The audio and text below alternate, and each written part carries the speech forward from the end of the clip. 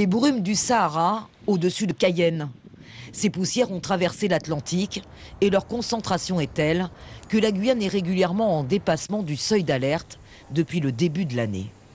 Pour connaître avec précision cette concentration en particules fines, dangereuse pour la santé, l'Office régional de l'air a implanté 3 stations de mesure sur le littoral guyanais. Grâce à ces capteurs, les relevés sont effectués au quotidien et les résultats ne sont pas bons. On a ce qu'on appelle une saison des poussières, que l'on estime de décembre à mai, avec les mois de mars et d'avril qui sont les 2 plus gros mois pour ces dépassements. Donc là, oui, en effet, on est en plein dedans. Ouais. D'accord. Ça a quelles conséquences? Parce que quand on parle de particules fines, en général, ça fait peur. Est-ce que c'est les mêmes que sur Paris, par exemple? C'est les mêmes particules en termes de taille. Ce qui nous intéresse, c'est la taille. On les appelle les PM10 parce qu'elles font moins de 10 micromètres de diamètre. Et c'est les particules, quand on les inhale, elles peuvent pénétrer très loin dans les poumons et causer des dommages. Ces migrations des poussières du Sahara sont telles que c'est un des rares phénomènes visibles depuis l'espace. Ces images de la NASA montrent à quel point les bancs de sable sont importants.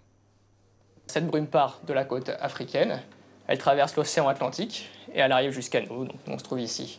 Et là, par exemple, cette brume fait environ 1000 km de largeur. Le seuil limite de particules fines à ne pas dépasser a été fixé à 35 jours par an. L'ORA a débuté ses toutes premières mesures en Guyane en 2003 et a enregistré durant de nombreuses années un dépassement du seuil d'alerte. En 2015, on a dépassé 47 fois. On a l'année 2007 où on a dépassé 49 fois.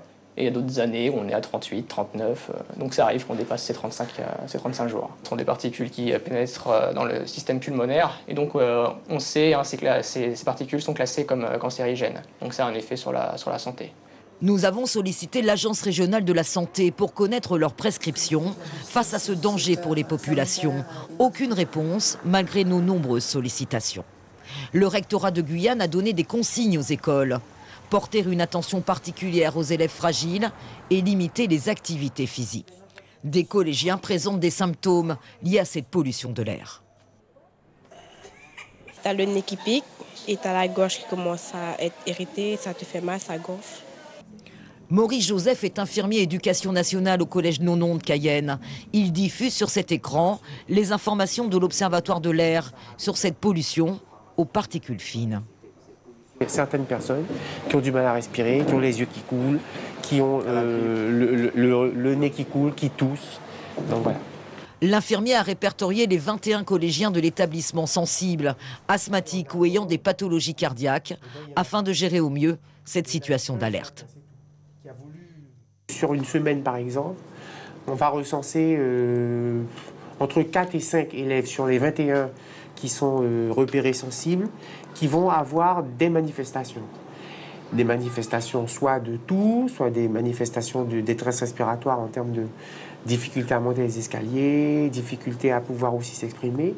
Et puis d'autres manifestations qui ressemblent plus à celles des rhumes des foins, comme une rhinite ou des yeux rouges ou larmoyants. Si on sait que l'élève a un EPS, si on sait que l'élève a une sortie, on va s'assurer que l'élève a son médicament sur lui s'il est déjà traité, par exemple pour l'asthme, ou éviter qu'il aille à cette activité-là pour se mettre en danger. À ce jour, aucune étude approfondie n'a été menée en Guyane pour déterminer avec précision les impacts de cette pollution aux particules fines sur la santé des populations.